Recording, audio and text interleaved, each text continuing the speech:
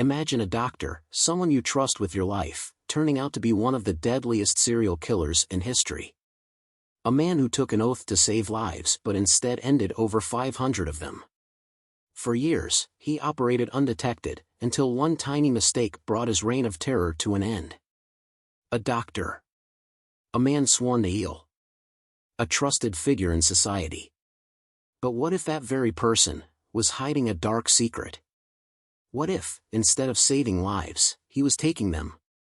For over 25 years, one doctor managed to kill hundreds of his own patients. He did it quietly, efficiently, and without raising suspicion. His method was simple. His victims, mostly elderly women, never saw it coming. And the scariest part? He would have gotten away with it, if not for one fatal mistake. This is the story of Harold Shipman, the doctor who became the deadliest serial killer in history. A doctor. A man sworn to heal. A trusted figure in society. But what if that very person was hiding a dark secret?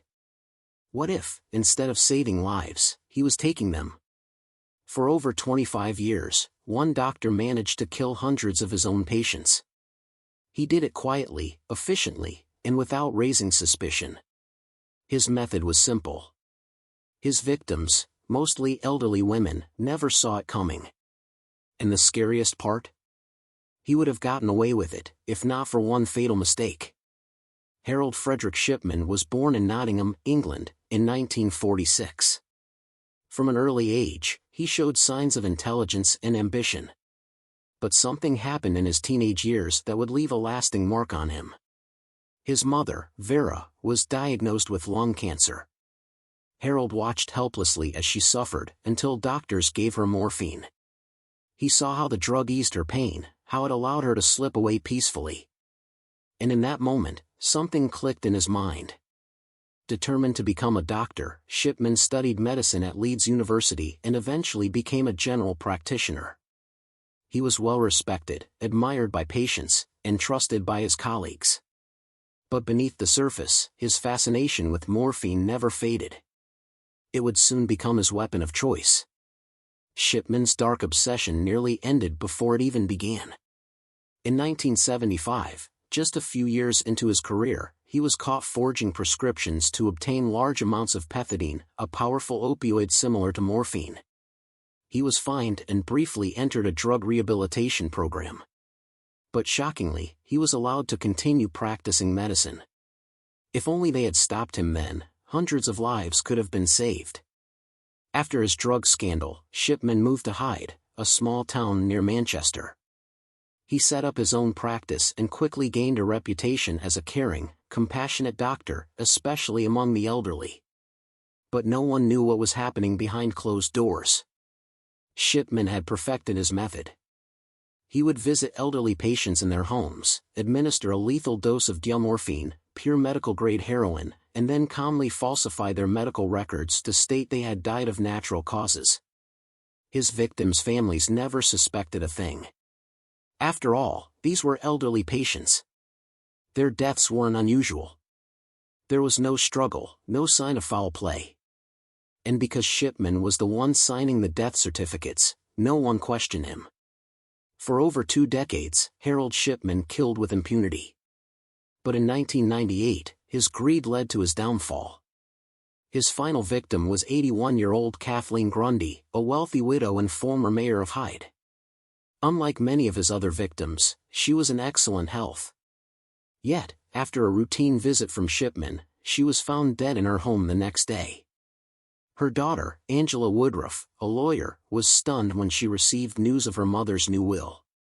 According to this will, Kathleen had left her entire fortune, nearly £400,000, to Harold Shipman. Angela knew immediately that something was wrong.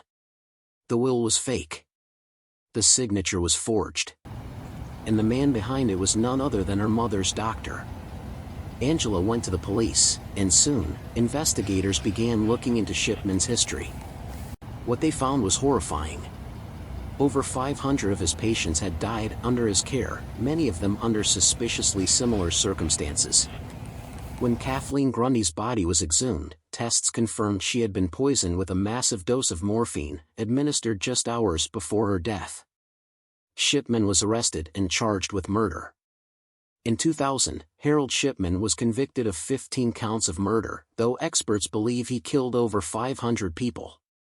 He was sentenced to life in prison, with no chance of parole. Harold Shipman was supposed to heal, not harm. But he used his medical knowledge to become one of the deadliest serial killers in history. His story is a chilling reminder that sometimes, the people we trust the most are the ones we should fear. What do you think? Could someone like him get away with this today? Let me know in the comments below. And if you found this video fascinating, make sure to like, subscribe, and turn on notifications for more chilling true crime stories. But true justice never came. For years later, on the eve of his 58th birthday, Shipman hanged himself in his prison cell. How did he get away with it for so long? Simple, no one questioned a doctor's authority. He carefully chose elderly victims, falsified documents, and made sure there were no autopsies. His case led to massive changes in medical oversight in the UK, including stricter rules on death certificates and controlled substances. Harold Shipman is proof that even the most trusted people in society can have the darkest secrets. So the next time you visit a doctor, ask yourself, how well do you really know them? If you found this story shocking, don't forget to like, subscribe, and hit the notification bell for more true crime stories. See you next time.